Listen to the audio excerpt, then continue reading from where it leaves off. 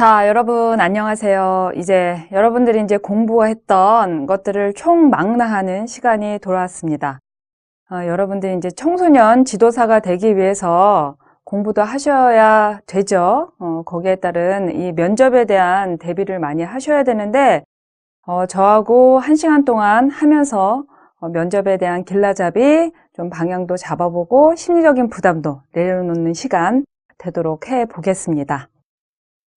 자, 우리가 그 청소년 지도사 되기 위해서 4년 동안 공부했던 것들을 이제 많은 질문들을 하게 돼요. 그래서 그 질문의 유형들이 나와 있고 이것들이 이제 해마다 약간은 변경이 되겠지만 큰 범위에서 벗어나지 않는다는 것. 거기에 이제 제가 첫 번째로 문제를 뽑은 거는 우리가 청소년 헌장이라고 하는데 이것은 이제 청소년 인권에서 여러분들이 그 모태를 시작했다라고 보시면 되겠어요. 여러분들 혹시 청소년 수련관이나 수련원에 가셨거나 그 현관에 이렇게 이제 가서 보면은요, 청소년 헌장이라는 이 전문이 쫙 이렇게 프린트돼서 붙여져 있는 곳도 있고요. 또 청소년 관련 서적을 보면은 맨 앞장에 청소년 헌장이라고 해서 이 내용의 문구들이 나와 있습니다. 여러분들이 관심 있게 한번 그 수련관이나 수련원, 유스호스텔 방문했을 때 이런 것들이 있는지 한번 확인해 보시면 좋을 것 같고요. 만약에 없다면 인터넷을 활용해서 또 한번 내용을 정리해 보는 것도 좋겠죠. 물론 저희가 이 특강에 관해서 자료를 다 거기에 담고 있으니까 그 내용을 보셔도 괜찮습니다. 자, 청소년 헌장에 대해서 이제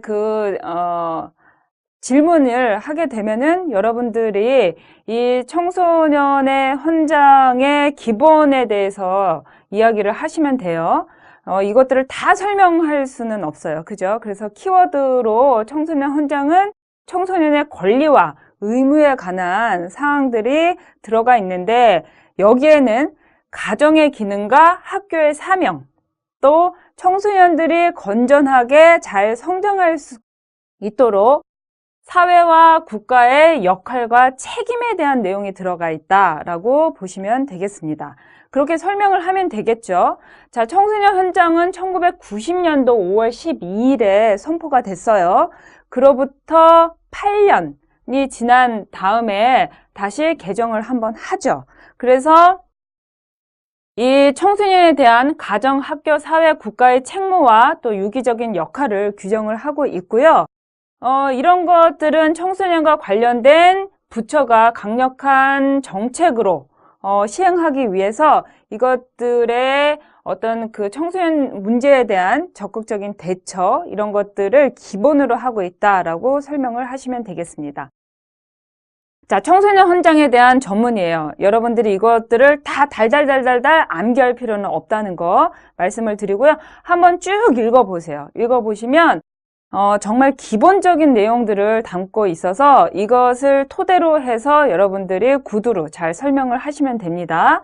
청소년 권리도 역시 기본적인 사항들이 들어가 있다는 거, 여기에는 정신적인 거, 또 신체적인 거, 우리가 성장에 제일 중요한 건 뭐예요? 균형이에요. 균형 있는 성장을 할 권리를 가지는데 그것들에 대한 내용들이 전반적으로 담겨져 있습니다. 한번 읽어보시면 되겠습니다.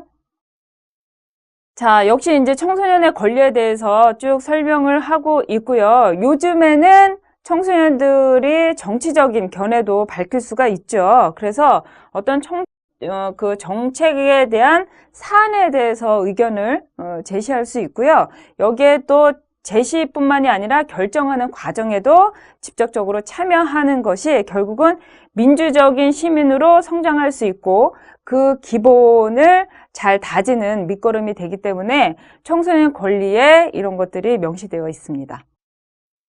자, 그 다음에 이제 청소년들의 책임인데요.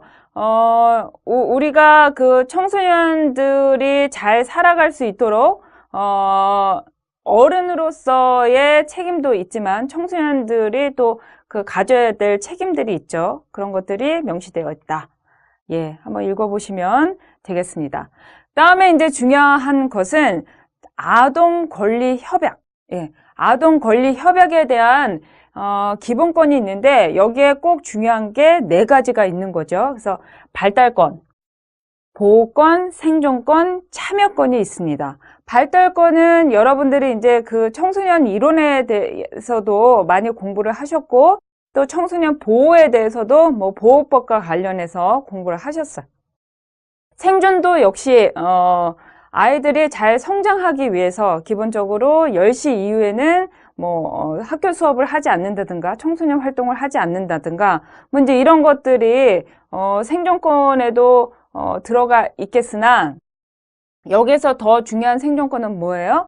어떤 그 전쟁이나 고아, 기아 이런 기근 상태에서 아이들이 잘 성장할 수 있도록 국가가 책임을 져주라는 거죠. 이런 내용들에 대한 것들이 여러분들이 공부를 하셨고 여기에 대해서 한 번 더 디테일하게 보세요.